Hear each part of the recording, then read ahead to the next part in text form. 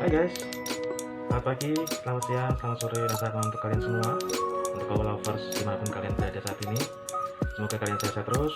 Jangan lupa minum air putih yang banyak, minum vitamin, perbanyak makan buah. Disenangkan lah pokoknya badan kita, jasmani kita, biar imunnya bertambah. Karena di bulan-bulan ini aku ngevlognya di bulan Agustus, tepatnya di tanggal 8 Agustus 2021 kalau salah hari Minggu ya, gitu. Semoga kalian sehat. Jadi belibet. Ya udah lama nggak ngevlog karena udah 2 bulan lebih. Ya 2 bulan lebih atau hampir mau 3 bulan lah nggak ngevlog, nggak bikin video lagi, nggak diupload ke YouTube lagi karena banyak banget kejadian-kejadian akhir-akhir ini yang sangat luar biasa. Tentunya di salah satunya adalah pandemi COVID-19 ini di Indonesia ya. Jadi buat kalian yang kemarin sempat tanya-tanya kok nggak upload ke YouTube lagi ya, karena memang lagi ada beberapa pekerjaan, beberapa apa ya, persoalan kayak nih. Ya gitulah pokoknya ya. Gimana nih kalian masih bisa masih bisa kenapa nggak gitu. Guys, jadi gini, hmm, kalau untuk kalian yang kemarin sempat tanya udah lama itu, ini aku juga mau share, mau berbagi cerita sama kalian di bulan ini, di akhir-akhir bulan ini ya, di antara Mei, Juni, Juli sampai Agustus ini.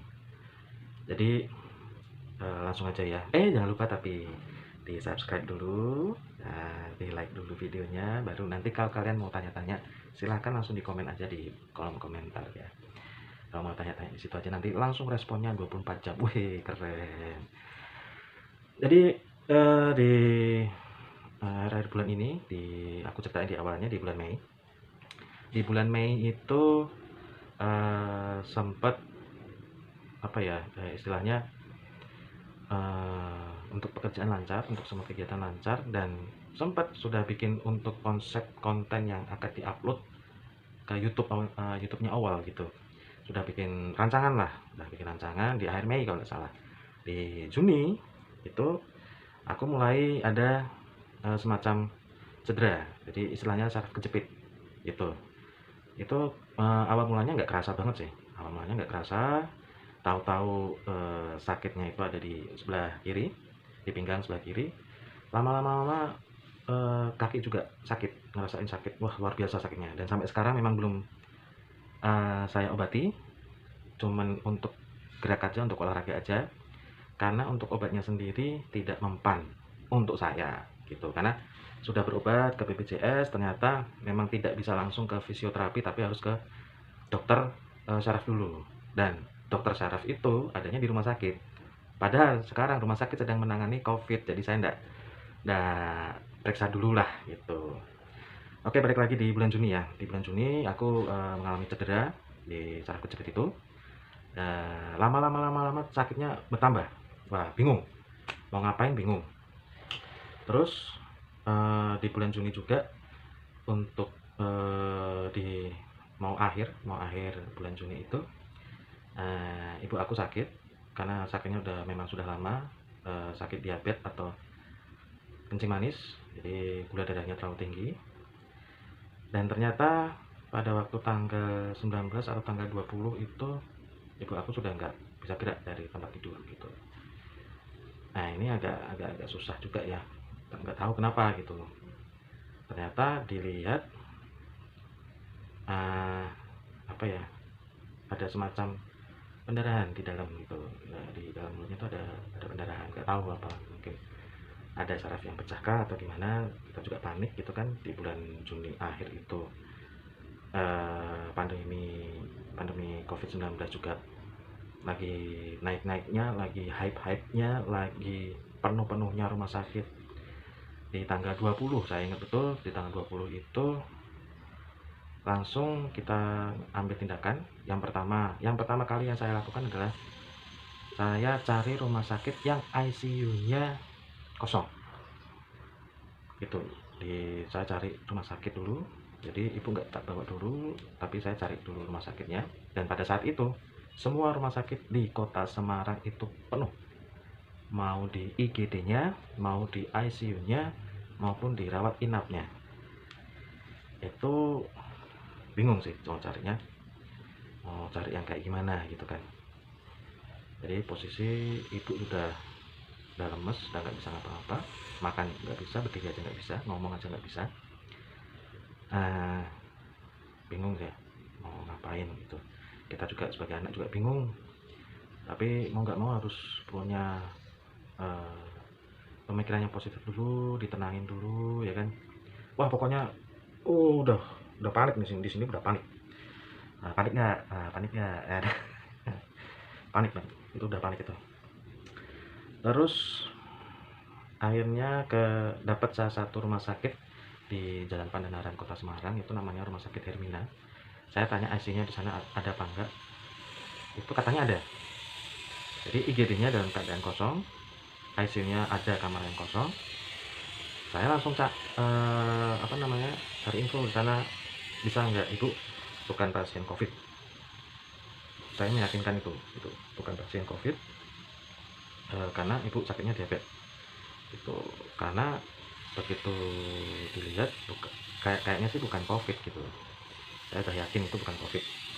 Dari pihak rumah sakit mengiyakan kalau ada ruang ICU yang kosong, sama di IGD-nya pun tidak begitu penuh, bahkan terlihat kosong.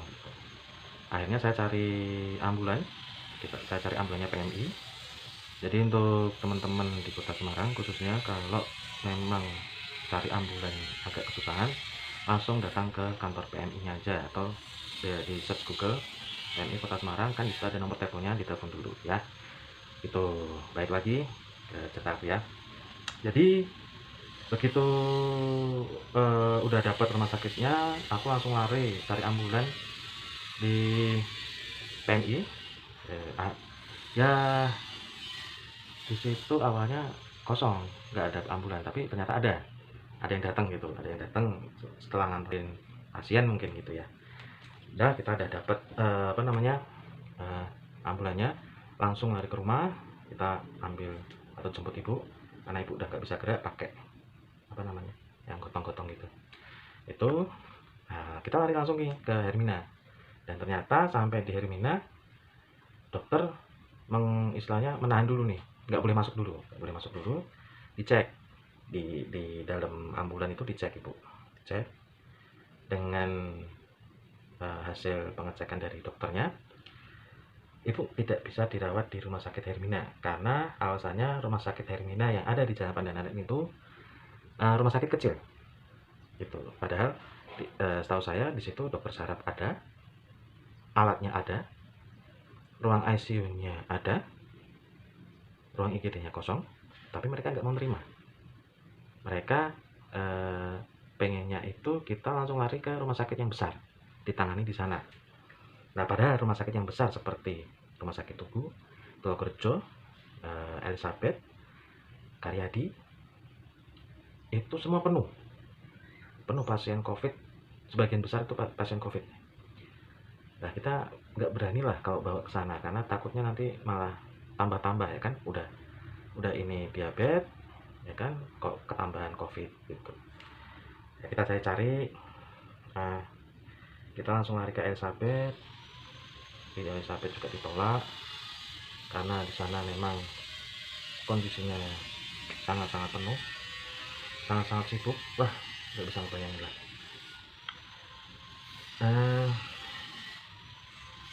Habis itu kita muter ke beberapa rumah sakit di Kota Semarang. Itu hampir 7 rumah sakit di Kota Semarang kita datangin semua. Mereka nolak semua. Akhirnya keputusan terakhir kita bawa ke Karyadi. Di Karyadi itu diterima, tapi dengan kondisi pasien sangat penuh, bahkan pasien itu dirawat di luar gedung. Bayangin, di luar gedung. Itu ya gimana ya mau mikirnya, ini kasihan kalau ibu bukan pasien COVID tapi kok taruh di luar gitu, mikirnya di situ sih. Wah, tapi kalau nggak ditangani secara langsung, kalau nggak ditangani sekarang, ini bisa bahaya gitu kan. Yang akhirnya ya kita nggak mau, kita mau nggak mau ya udah di sana, karena mereka pasti nerima pasien di situ. Setelah diterima, ibu di situ didaftarin sebagai pasien di situ, terus eh, kita istilahnya registrasi dulu, pendaftaran dulu. Dan ternyata ibu itu kan tidak memakai BPJS, karena ibu sudah terdaftar di BPJS tapi tidak dipakai karena ibu memang makainya asuransi pensiunan gitu.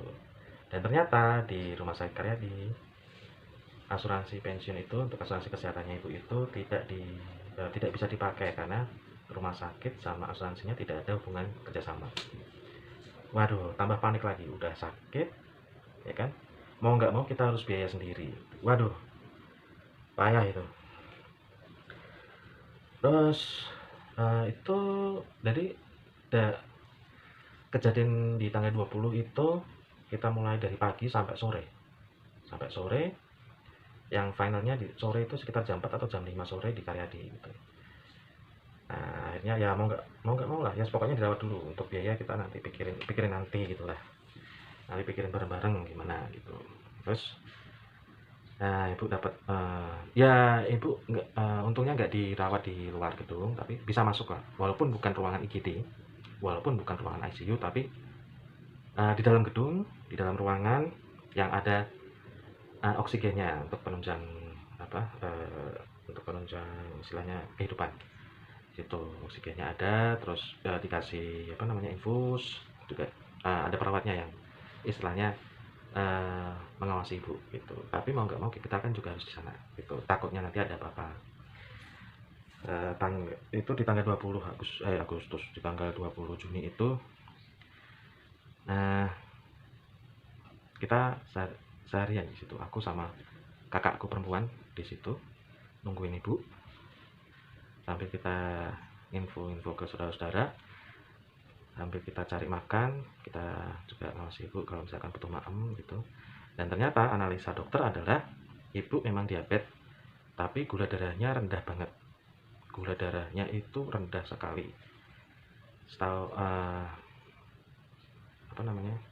Kalau gula darah itu terlalu rendah untuk penderita diabetes, itu bisa menyebabkan stroke. Nah, itu aku baru tahu di situ. Tapi kalau gula darahnya terlalu tinggi, apa namanya? Bisa serangan jantung, bisa apa namanya? Satunya lagi aku lupa gitu. Nah, ternyata gula darahnya rendah, ibu kena serangan stroke, makanya ada salah satu pembuluh darah yang pecah di situ. Setelah itu dirawat, dikasih apa? Obat untuk normalin gula darahnya, jadi bisa normal dulu. Setelah itu dievaluasi dulu, karena apa ya, kalau dibilang evaluasi untuk ibu itu terlalu lama menurut saya gitu. Tapi kalau dilihat lagi, dilihat dari segi yang lain atau sisi yang lain, kenapa kok lama, kenapa kok lambat? Karena pasiennya yang ditangani bukan cuma ibu, tapi ratusan di situ, bahkan mau ribuan yang ada di Rumah Sakit Karyadi. Itu luar biasa, banyak banget pasien di situ. Malam saya masih nungguin sekitar jam 11 atau jam 12 kakak perempuan saya pulang. Saya tetap nungguin di situ, sama sekali tidak tidur, wes awakku wis kuwesel ngono kuwi. Wah, ngeri, sama sekali nggak tidur. Malam jalan-jalan keluar dulu cari angin, padahal itu hujan. Nah, bayangin ya, kalian punya saudara, punya keluarga ataupun orang tua yang dirawat di rumah sakit, tapi tidak di dalam gedung, tidak di dalam ruangan, tapi di luar ruangan atau di luar gedung, di jalan gitu. Dan posisinya hujan. Bisa bayangin kayak gimana rasanya? Aduh, ngeri lah. Kalau mau dikatakan bagaimana, mau sedih atau mau nangis atau mau gimana, bingung. Saya sendiri mau bereaksi seperti apa, bingung. Iki kon piye, aku mbok kon piye ngono lah. Wis blank lah. Aku mbok kon piye, aku kan meneng ngene tok. Wis ra iso ngopo-ngopo, nangis wis ra iso. Itu. Nah, di jam 1 atau di jam 2 itu ibu mulai saturasi oksigennya mulai turun, detak jantungnya mulai turun. Dan di jam 1 atau jam 2 itu kejadian-kejadian luar biasa itu. Wah, wah, jos lah kok. Wah, jadi ibu saya ini di tengah nih, ini kan posisinya di tengah. Ini ada satu, dua, ini ada pasien, ini ibu saya, ada pasien lagi dua. Yang ini ibu, yang di sini, ya kan? Yang di sini ini bapak-bapak masih muda lah, masih muda, nggak begitu tua. Tahu-tahu kayak nafasnya tuh kayak di istilahnya disebul, gitu. Saya ngeliatin itu, wah, kok kayak gitu ya, gitu. Bukan itu nggak ke, nyuwun sewu, mohon maaf, bukan itu nggak ke. Saya langsung punya pikiran, orang ini meninggal. Wah, ngeri lah pokoknya. Loh, kok ngono ya? Ternyata benar. Setelah istrinya sadar, istrinya ngeliatin suaminya, loh kok kayak gini, kok diam gitu. Terus saya dipanggil dokter, panggil suster, dicek, ternyata memang sudah meninggal. Itu yang di sebelah kanan saya. Nah, sebelah kiri itu, wah itu lebih gila lagi itu. Wedan terang. Itu kakek-kakek, mbah-mbah gitu. Itu dari awal masuk sampai sudah dirawat di sebelah kiri saya ini, oh sih dia bengok-bengok, aduh aduh aduh, gitu terus, aduh waduh waduh waduh waduh terus, ya toh. Nah, nggak terlalu saya peduliin sih sebenarnya, karena saya kan fokusnya memang ke itu. Tapi pengen ngeliat gitu loh, pengen ngeliat juga, tak liatin gitu kan. Loh, kok miring ke kiri? Nah, ngeliat ibu gitu, miring ke kiri kok aneh. Wah, ini apa ini? Tak liatin, sama persis kayak dia, kayak nyebul gitu. Gitu. Waduh, istilahnya kalau apa ya, istilahnya orang awam itu kayak pencabut nyawa, dicabut nyawanya atau sakaratul maut gitu ya. Saya ngeliatin gitu, saya bisa lihat dua-duanya kayak gitu, dan saya prediksinya langsung orang ini meninggal. Dan ternyata benar, orangnya meninggal. Nah, yang di sebelah kiri ini, yang mbak-mbak ini, yang saya nggak tega adalah ketika dari petugas tenaga kesehatan yang ngecek mbahnya ini, cek denyut jantungnya, cek mlaku apa piye ngono lho. Cek ngecek itu keluar apa, rekam jantungnya gitu. Ngomong sama pihak keluarganya, ngomong, "Mas, Mbak, Pak, Bu, iki bae jek ono. Cuman bar iki mati lho ya." Wih, sing diomongke ngono. "Pak, Bu, Mas, Mbak, ini kakeknya masih ada. Cuman habis ini mati loh ya." Dia pakai kata-katanya seperti itu. Bukan meninggal, tapi mati. Yang kedua, "Pak, Bu, mohon maaf, ini memang masih ada denyut jantung. Tapi mohon maaf sekali, mungkin beberapa menit lagi mungkin kakeknya sudah meninggal." Bahasanya diperhalus gitu. Maksud saya seperti itu, untuk estetika aja. Memang sakit, cuman bahasanya diperhalus gitu. Untuk keluarganya memang, untuk menerima kenyataan memang sakit, memang pahit gitu. Cuman bolehlah bahasa diperhalus sedikit gitu. Tapi ini enggak. "Pak, Bu, Mas, Mbak, iki mbae cek ono.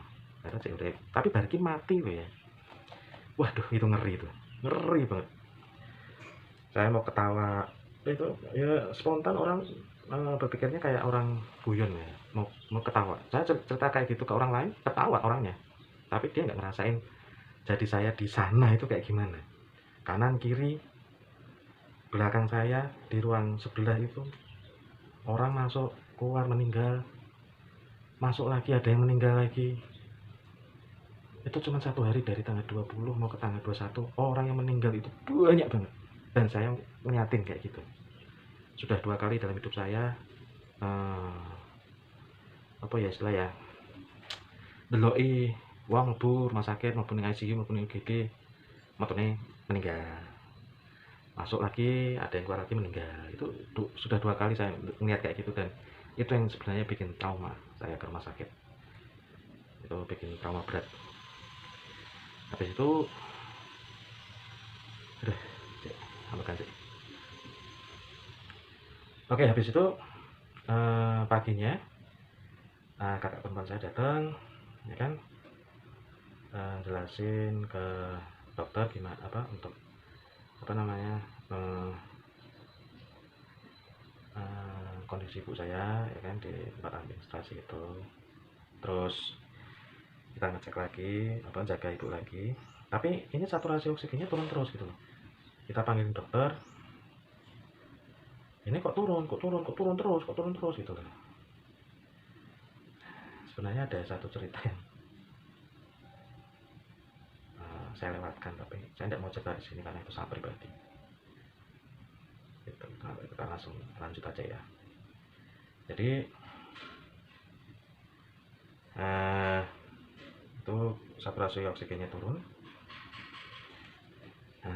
Terus diambil tindakan sama petugas kesehatan yang ada di Dokter Karyadi, di rumah sakit Dokter Karyadi, dan memang benar untuk rekam jantungnya turun, dan dicek lagi ternyata sudah tidak ada. Ibu dinyatakan meninggal dunia saat itu juga di jam 7:48 pagi hari di usia 71 gitu. Terus kita menyelesaikan semua administrasinya. Kita juga menghubungi kakak yang ada di Kuwait, kita minta bantuannya, dia bantu sebisa mungkin untuk ibu langsung segera dimakamkan, karena kondisinya seperti itu, sudah nggak mungkin dibawa ke rumah pun nggak mungkin gitu loh. Tapi sebelum itu, sebelum keluar pun harus dites COVID, apakah ibu itu meninggal ada COVID atau tidak, dan ternyata hasilnya yang keluar adalah negatif. Jadi ibu bisa dan boleh dikubur di tempat umum dengan atau tanpa APD gitu. Kan kita sudah nyiapin juga, sudah lama juga, karena ibu juga sudah nyiapin tempatnya juga gitu, tempat peristirahatan terakhir. Terus ibu di jenazahnya ibu kita bawa ke ruang jenazah di rumah sakit untuk dimandikan, untuk dipakaikan baju atau kebaya itu. Setelah itu kita juga menghubungi pihak gereja dari GKJ Semarang Barat untuk menginfo. Sebenarnya menginfo gitu. Awalnya saya cuma info aja, cuman dari pihak gereja itu memberikan bantuan berupa ambulan. Ya, lanjut lagi ya, sorry, mati. Dari pihak gereja itu memberikan bantuan berupa ambulan, peti mati, dan semua kelengkapan untuk acara pemakaman. Akhirnya sore kita jam 4 atau jam 5 kita semua udah selesai. Ibu kita makamkan di daerah Kedemundu ya, katanya di Kedung, namanya mungkin di Kedemundu. Istilahnya nek wong Semarang ki ngomongnya pong, ning kono lah pokoknya gitu. Di tanggal 21 Juni itu kita makamkan langsung, ya kan. Setelah itu di tanggal 2 sampai tanggal 25 itu kita ngurusi berkas-berkasnya ibu. Memang tidak bisa cepat karena kondisinya seperti itu, karena pandemi itu luar biasa. Jadi semua kegiatan itu dibatasi. Saya mau nggak mau harus bolak-balik ke rumah sakit untuk ngurus berkas, berkas gagal kematian, ngurus berkas untuk di RT RW dan sebagainya pokoknya. Nah, di tanggal 24 malam, 24 siang, itu kan karena saya kan batuk-batuk terus. Saya batuk-batuk terus. Apa namanya? Tak minum obat lah istilahnya, obat apa namanya? Obat obat batuk gitu lah. Udah diminum obat, tanggal 24 malam saya sakit. Kayak wah, sakit flu gitu, sakit flu. Sorry. Di tanggal 25-nya pagi saya cek ke dokter. Jadi tanggal 21, 22, 23, 24 itu saya tidak masuk kerja karena ibu kemarin kan meninggal gitu. Saya minta 3 hari ini. Di tanggal 25 saya sakit, saya langsung ke BPJS istilahnya periksa ke dokter BPJS itu. Saya periksa, dapat obat, ya kan, swab juga negatif, terus swab antigen ya untuk negatif, terus saya minum obatnya itu dari tanggal 25, 26, 27 gitu. Di tanggal 28 saya masuk kerja, ya kan. Oh, tapi badan sebenarnya udah sehat. Badan itu udah sehat di tanggal 27, badan udah sehat. Di tanggal 28, wah badannya itu rasanya aneh. Sehatnya aneh. Wah, aneh tenang. Mau kerja, ya kan, masuk kerja. Posisi badan tuh enggak enak. Wah, posisi badan enak, wah apik-apik enak pokoknya. Tanggal 28 itu badan tambah gak enak. Enggak tahu kenapa itu. Terus akhirnya di tanggal 29 saya swab, 29, 28, 29. 28 itu Senin. Ya, 28 saya Senin. 29 itu Selasa. Di tanggal 3, jadi saya masuk 2 hari itu. Tanggal 30-nya saya swab lagi dan dinyatakan positif. Langsung seketika itu juga kantor mengambil tindakan untuk semua cek. Semua cek, tidak ada yang kena, semuanya negatif. Untuk ruangan pun sudah dinetralisir. Mangan hantu. Apa namanya? Semua ruangan sudah dibersihkan semua. Karena saya kan ke sana itu. Nah, itu di tanggal 30 sampai tanggal 30 Juni sampai tanggal 1 Agustus. Itu saya isolasi mandiri. Itu 1 bulan. Untuk varian Delta ini luar biasa ya. Jadi untuk teman-teman jangan pernah main-main lah. Jangan pernah main-main, jangan pernah berani-berani yang nantang istilahnya, nantang COVID gitu. Ya untuk kalian yang punya pemikiran dengan sharing, ya sharing SID itu atau siapalah itu orang. Monggo silakan karena kita punya pendapat masing-masing, kita punya teori masing-masing. Tapi untuk yang kali ini jangan pernah main-main. Saya dinyatakan COVID-19 dengan gejala ringan. Saya memilih sebenarnya awal itu masuk ke rumah dinas. Jadi di isolasi mandirinya di sana. Itu yang sudah ada tempat yang disediakan oleh pemerintah kota. Tapi begitu ngelihat itu saya balik lagi ke puskesmas, saya minta untuk isolasi mandirinya di rumah. Karena pertama tempatnya penuh, yang kedua waduh ngeri istilahnya, isinya orang positif semua dengan varian Delta itu luar biasa ngeri pokoknya. Setelah itu saya isolasi mandiri di rumah, itu gejala-gejalanya keluar, batuk, kering, tapi disertai dahak atau lendir, pusing, demam, flu, perut kayak mah gitu, sakit, badan pegel-pegel semua, linu-linu semua, diare, waduh ngeri. Indera penciuman sama indera perasa sudah tidak merasakan apa-apa. Itu. Jadi tanggal 1 Juli sampai tanggal 10, kalau tidak salah tanggal 10. Itu perjuangan yang mengerikan. Sakit yang mengerikan itu. Di tanggal 10-nya itu puncak-puncaknya. Jadi begitu saya masuk, istilahnya tanggal 10 itu pagi ya, pagi saya mau mandi. Setelah masuk kamar mandi saya copot-copot, saya batuk, tapi batuknya enggak berhenti-berhenti, pengen batuk tapi enggak bisa batuk, malah jadinya kan kayak muntah gitu. Nah begitu muntah, saya kan sudah kehabisan nafas, mau narik nafas, mau ngirup nafas itu kayak di tenggorokan sama di hidung itu kayak ditutup lendir, jadi gitu. Waduh ngeri itu ngeri. Saya dengar suara saya sendiri, saya dengar nafas saya sendiri, ngeri. Akhirnya saya duduk di kamar mandi, saya duduk utuh pijet, sanggup pakaian, sanggup apa. Saya mikirnya cuma loh, ini ibuku baru meninggal, berarti berarti aku. Saya sempat berpikiran seperti itu. Kemarin ibu baru aja meninggal, berarti hari ini saya yang meninggal. Sudah punya pemikiran seperti itu, istilahnya udah pasrah lah, udah wis tunggu-tunggu kok ngono lah. Wah, saya nenangin diri dulu, ambil nafas, itu nahan batuk. Wah, batuknya ngeri. Tak tahan dulu batuknya, saya ngambil nafas dulu. Itu nenangin diri dulu. Nah itu, kuncinya kalau kena COVID, jangan sekali-kali panik. Wah, itu ngeri. Pinter minta anu. Karena begitu panik, imun turun. Ya, kita panik. Ini daya kerja tubuh kita itu panik itu nggak beraturan. Nah, itu nyerangnya di situ nanti. Virus corona itu kayak gitu, ngeri lah pokoknya. Terus akhirnya saya tidak jadi mandi, saya pakai pakaian lagi, saya tidak jadi mandi. Saya ngambil minyak kayu putih, tak tetesin langsung di hidung ini, sama 2 tetes ke mulut.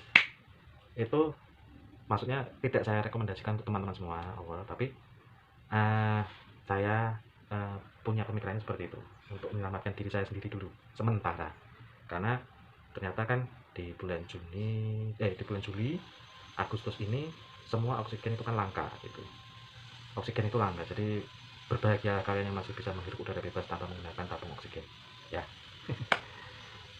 Jadi saya kena gejala ringan tapi sangat tidak ringan. Saya sudah merasakan itu semua setelah isolasi mandiri 14 hari. Saya diperiksa oleh puskesmas bahwa sudah baik, istilahnya untuk kondisinya itu sudah baik. Cuman alangkah baiknya kalau di swab PCR atau antigen, lebih baiknya di PCR kan gitu. Bisa tahu CT value-nya berapa. Setelah tanggal 15 itu saya sudah tidak isolasi mandiri, saya bisa keluar untuk istilahnya beli makan ala kadarnya, terus balik ke rumah lagi lah, istilahnya seperti itu. Nah, di tanggal 15 itu sampai tanggal 22 saya disuruh istirahat, boleh keluar dari lingkungan rumah hanya untuk beli atau untuk kepentingan yang penting saja gitu. Terus di tanggal 22 saya swab PCR dan ternyata hasilnya itu masih positif. Nah, bingung nih, kok lama banget covidnya, saya kok lama banget gitu.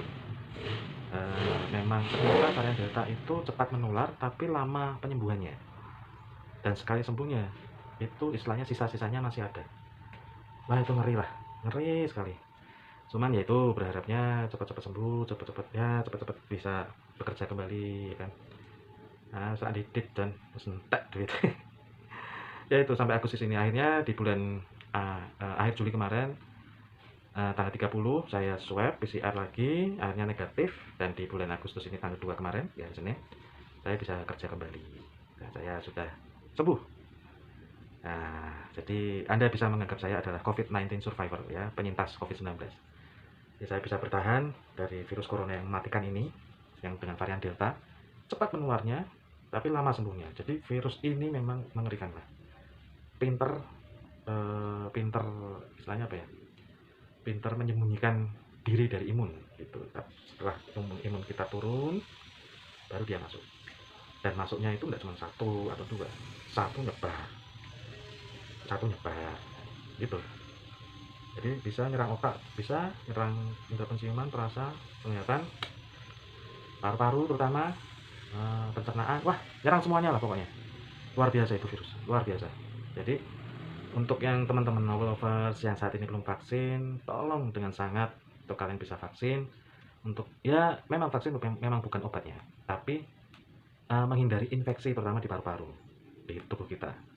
Jadi ringan, sakitnya jadinya ringan, bukan apalagi ya, bukan berat lah istilahnya gitu. Jadi kalau teman-teman yang sudah vaksin, tetap jaga protokol kesehatan, tetap memakai masker, tetap jaga jarak, mencuci tangan di air yang mengalir dengan sabun. Ya pokoknya sehat-sehat terus lah ya. Jadi saya cerita panjang lebar seperti ini karena saya adalah penyintas COVID-19. Untuk kalian teman-teman novel lovers yang belum kena, kok belum, nah, saya doakan tidak terkena virus corona ya, amin. Tapi untuk kalian yang sudah mengalami dan sudah merasakan kena virus COVID-19, minta tolong komen di bawah, ceritain bagaimana, kita bisa share di situ di komentar kolom bawah ini. Tolong share juga pengalaman-pengalaman kalian saat saat kalian di isolasi mandiri itu bagaimana, atau mungkin ada yang berat, ada gejala ringan gitu. Kalian bisa share di sini ya.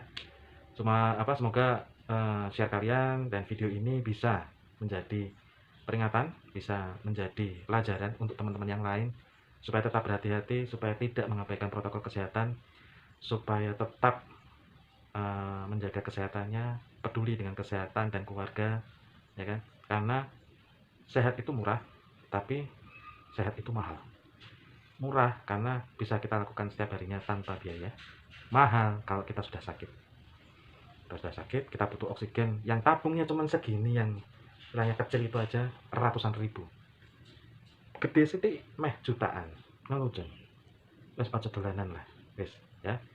untuk kalian yang bisa tahan panas dikit ya kan, tetap kalau bisa di hari libur itu berjemur, berolahraga, makan buah-buahan, nggak usah ngikutin berita-berita, menyenangkan diri sendiri, makan buah mangga, makan buah apel, ya kan, degan, ya kan, terus apa lagi, susu nggak perlu bear brand, goblok itu kan, susu ya susu, ya kan, susu semua itu bagus, aja yang liane lah ya, ya, ya, dia nih, nggak yang gue beda, itu untuk imunitas.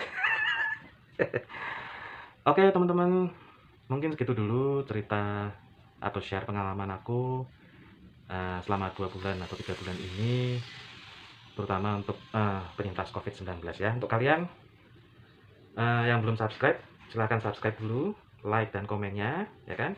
Di kolom komentar juga kalian misalkan ada pengalaman-pengalaman tentang COVID-19, bolehlah kita share di sini, oke? Segitu dulu guys, terima kasih sudah menyaksikan, sudah subrek untuk like dan komennya untuk di channelnya Awal ya. Nanti mudah-mudahan kita bisa lanjut konten ini untuk COVID-19 Survivor, karena teman-teman saya, nah nanti teman-teman saya kan juga ada yang kemarin juga kena gitu, kena COVID-19. Nah kita mau share juga nih nanti pengalamannya mereka juga ya kan. Jadi buat kalian yang belum subscribe, ngomong tadi, pokoknya subscribe, like dan komennya Anda semua sangat penting untuk kami. Oke guys, terima kasih ya, sehat-sehat terus, dan nanti kita ketemu di konten berikutnya, di video berikutnya, yaitu tetap masih membahas ini ya, COVID-19 Survivor. Oke, terima kasih guys, dadah.